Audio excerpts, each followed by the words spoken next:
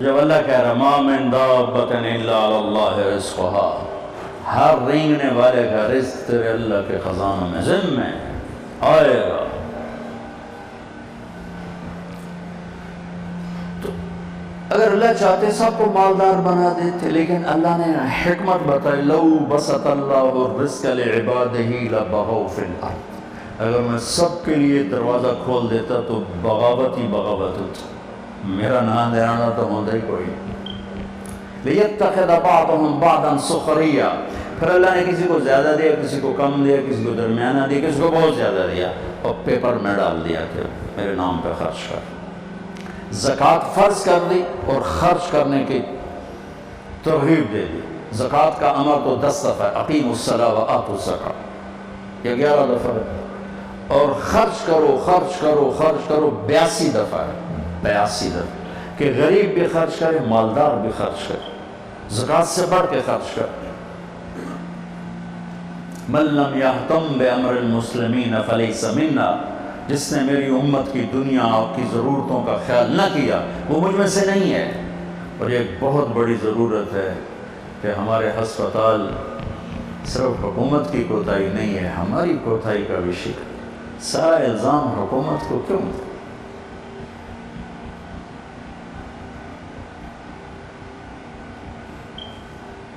اللہ نے ہمیں دل دیا ہے، درد بھی دیا ہے، دکھ بھی دیا ہے، تو اللہ کو مال لگانا پسند ہے، اور خاص طور پر مریض. خالی غلطہ مکڑ دو کو لکھتا آنکھیں ادا ہزار دردہ سے ماشاء اللہ ماشاء اللہ ماشاء اللہ ماشاء اللہ. ویسے ہی مذاق کیا، اللہ جزا خیر. اوہو،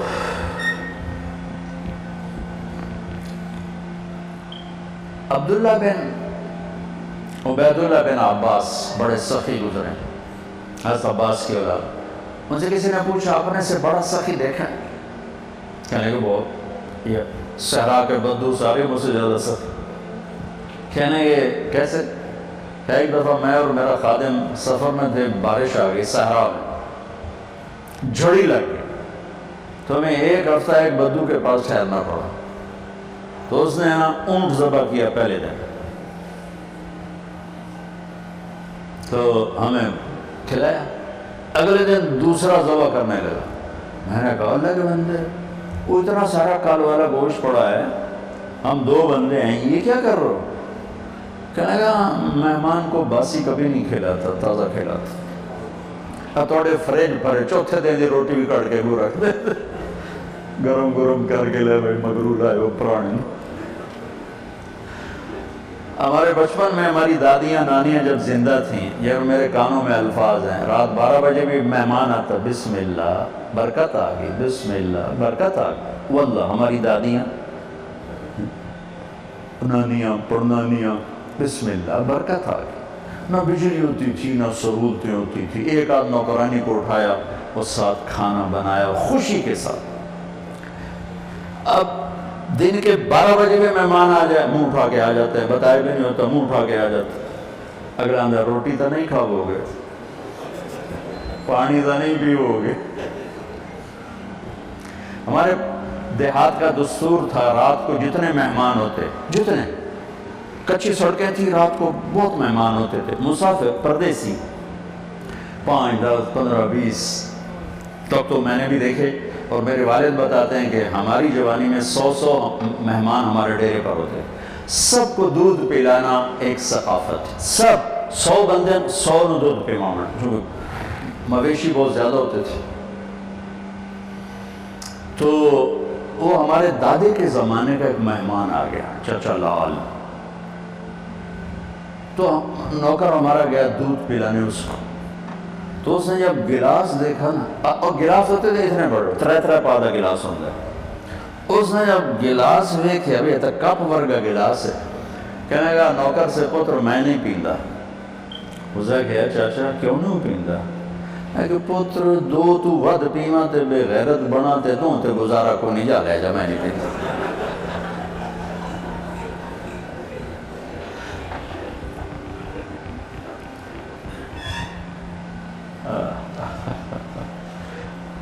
انہوں نے کہا میں مہمان کو باسے نہیں کھلاتا، دوسرا ذبح کر دیا۔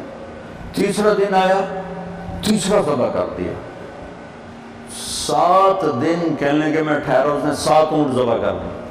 پھر ان کو سکھا لیتے ہیں، ان کو تھا ترتیب سکھا لیتے۔ 8ویں دن بادل کھلے تو تھوڑا نکلا اپنے مال مویشی کے لیے، تو میں نے اپنے نوکر سے کہا خادم تیرے پاس کتنے ہیں؟ کہا جی 300 دینار۔ 300 دینار میں تو 3000 اونٹ آ جاتے تھے۔ 300 دینار کہنے کہ جاؤ اس کی بیگم کو دیکھے آؤ۔ تو جب گئے دینے تو انہوں نے کہا کہ ہم مہمان سے کچھ نہیں لیتے، آپ تشریف لے جائیں۔ تو انہوں نے آ کر بتایا کہ وہ تو کچھ نہیں لے رہے۔ کہنے لگے ہم اہل البیت ہیں، ہم احسان کا بدلہ رکھتے نہیں، چکاتے ہیں، اگر وہ نہیں لیتی نا جاؤ اس کے دروازے پہ پھینک کے آ جائے۔ وہ گیا اور ان کے دروازے پہ پھینک کے آ گئے اور فرمانے ہم دونوں چل پڑے۔ کچھ دور نکل گئے تھے تو پیچھے سے بدو کے نعرے سنائی دیے، رک جاؤ رک جاؤ رک جاؤ۔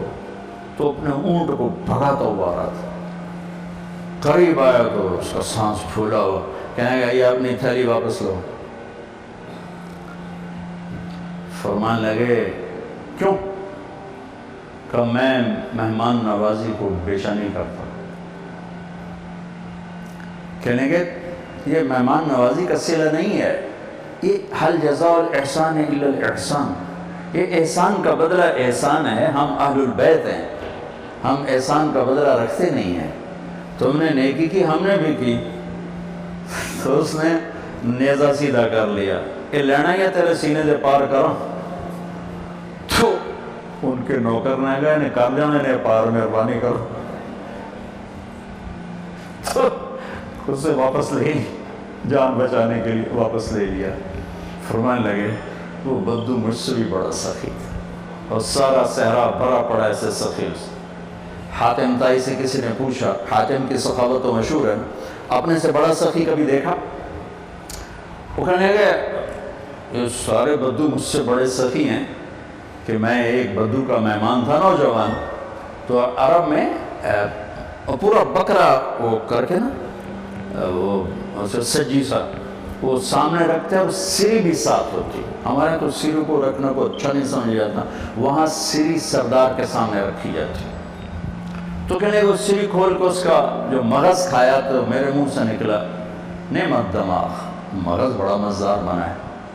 تو ایک دم وہ بدو اٹھا اور اس نے جلدی جلدی 4 اور سریاں تیار کر کے میرے آگے رکھ، اور ہم نے اس میں نکال کے کھایا، سو گئے۔ صبح اٹھا تو میں نے دیکھا کہ 4 بکریوں کے سر جدا اور دھڑ پڑے ہوئے۔ میں نے بدو سے پوچھا یہ کیا کیا ہے؟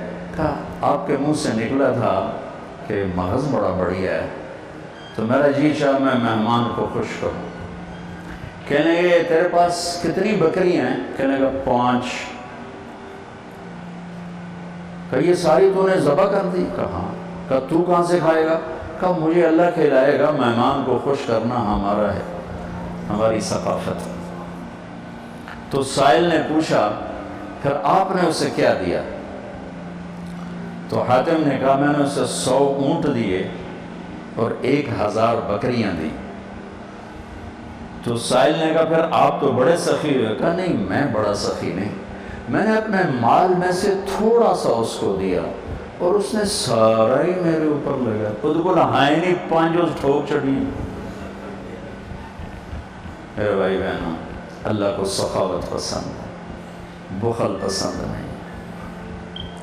احضرت الانفس الشح، اور طبائع میں بخل گھسا ہوا ہے، اور یہ بہت بڑا تقاضا پیش کیا ہے ہمارے بھائی اسلم نے کہ ہمارا ہاسپٹل ہے، ہمارے شہر کا ہاسپٹل ہے، یہاں ہزاروں لوگ روز آ رہے ہیں، اور جو آپ نے فوٹو دیکھی ہیں یہی سارے پاکستان کے ہسپتال۔ ہم ضرور حکومت کو برا بھلا کہتے ہیں، کیوں؟ ہم خود کیوں نہ اس کار خیر میں حصہ نے؟ جو میرا رب قیامت کے دن کہے گا میرے بندے میں بیمار تھا تو نے میرا حال ہی نہ پوچھا، مرض تو فلم تعدنی، وہ کہے گا یا اللہ تو کہ میں بیمار ہو سکنا، تو تو بے عیب ذات. تو اللہ تعالیٰ فرمائے کہ میرا فلاں بندہ جو بیمار تھا، فلاں مسلم کی قید نہیں، نیک بد کی قید نہیں، کافر مومن کی قید نہیں، فلاں میرا جو فلاں بندہ بیمار تھا، اگر تو اس کا حال پوچھتا تو ایسا تھا جیسے تو نے میرا حال پوچھا. تو مریض کے علاج، تشفی، دلجوئی کتنی بڑی بات ہے. تو ہم ایک دوسرے کو گلا دینا چھوڑ کر خود کرنا شروع. بے شک ہم زوال شدہ قوم ہیں اور زوال شدہ قوموں کے ضمیر سو جاتے.